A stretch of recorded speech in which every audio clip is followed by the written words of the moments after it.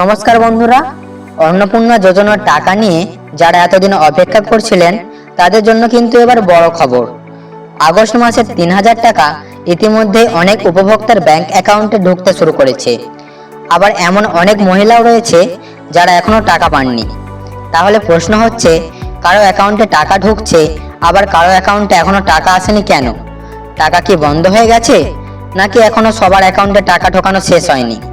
আবার যারা এখনো টাকা পাননি তাদের কি করতে হবে? আজকের ভিডিওতে আগস্ট মাসের টাকা নিয়ে সহজ ভাষায় পুরো বিষয়টা জানাবো।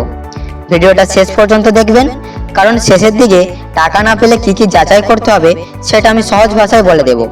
আর এমন ভিডিও পেতে চ্যানেলটা অবশ্যই সাবস্ক্রাইব করে রাখবেন। প্রথমেই সবচেয়ে গুরুত্বপূর্ণ খবরটা জেনে নিন। অন্নপূর্ণা যোজনার আগস্ট মাসের তৃতীয় কিস্তির ৩,০০০ টাকা ১৭ই আগস্ট থেকে উপভোক্তাদের ব্যাংক অ্যাকাউন্টে পাঠানোর প্রক্রিয়া শুরু হয়েছে। সরকারি হিসেব অনুযায়ী প্রথম পর্যায়ে প্রায় ১,৪৫,০০,০০০ যোগ্য মহিলারা এই টাকা পাওয়ার তালিকায় রয়েছেন।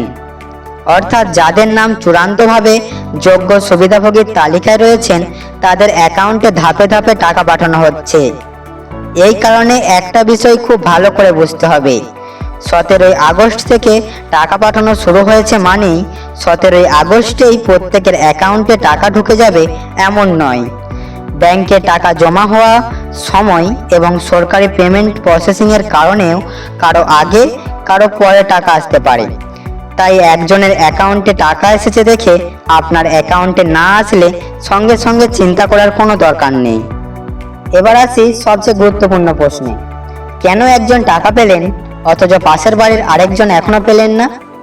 এর বেশ কয়েকটি কারণ থাকতে পারে। প্রথমত, সমস্ত আবেদন একসঙ্গে প্রসেস করা হচ্ছে না।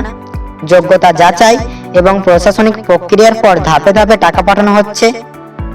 দ্বিতীয়ত, আবেদনকারীর তথ্যের সঙ্গে ব্যাংক অ্যাকাউন্টের তথ্য মিলতে হবে। বিশেষ করে আধার লিঙ্ক, ব্যাংক অ্যাকাউন্ট এবং নথিপত্রের তথ্য ঠিক থাকা গুরুত্বপূর্ণ। তৃতীয়ত, কিছু আবেদন এখনও যাচাইয়ের মধ্যে রয়েছে। সাম্প্রতিক রিপোর্ট অনুযায়ী প্রায় ১৭ লক্ষ আবেদন আপাতত আটকে রয়েছে। এর মধ্যে আধারের সঙ্গে ব্যাংক অ্যাকাউন্টের সংযোগ না থাকা, সরকারি চাকরি সংক্রান্ত তথ্য বা আয়কর সংক্রান্ত তথ্যের মতো বিষয়ও কারণ হতে পারে।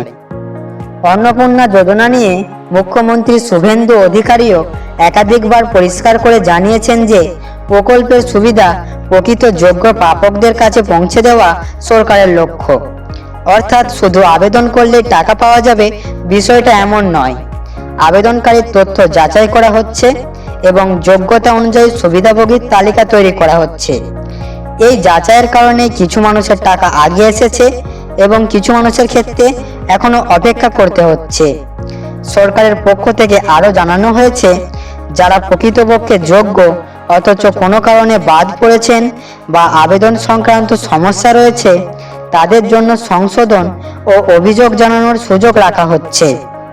আরেকটা কথা বিশেষ করে মনে রাখবেন, কোনো অচেনা ব্যক্তিকে ফোন কলে OTP, ATM pin, UPI pin বা ব্যাংকের গোপন তথ্য দেবেন না। অন্নপূর্ণা টাকা পাওয়ার জন্য কাউকে গোপন ব্যাংক তথ্য দেওয়ার প্রয়োজন নেই। সবশেষে পুরো বিষয়টা একবার পরিষ্কার করে দিই। অন্নপূর্ণা যোজনার আগস্ট মাসের ৩,০০০ টাকা ১৭ই আগস্ট থেকে পাঠানো শুরু হয়েছে। প্রায় ১,৪৫,০০,০০০ যোগ্য মহিলাকে এই কিস্তির টাকা দেওয়ার প্রক্রিয়া চলছে। আর যাদের আবেদন আটকে রয়েছে তাদের জন্য পরবর্তী যাচাই সংশোধনের সুযোগ রাখা হয়েছে।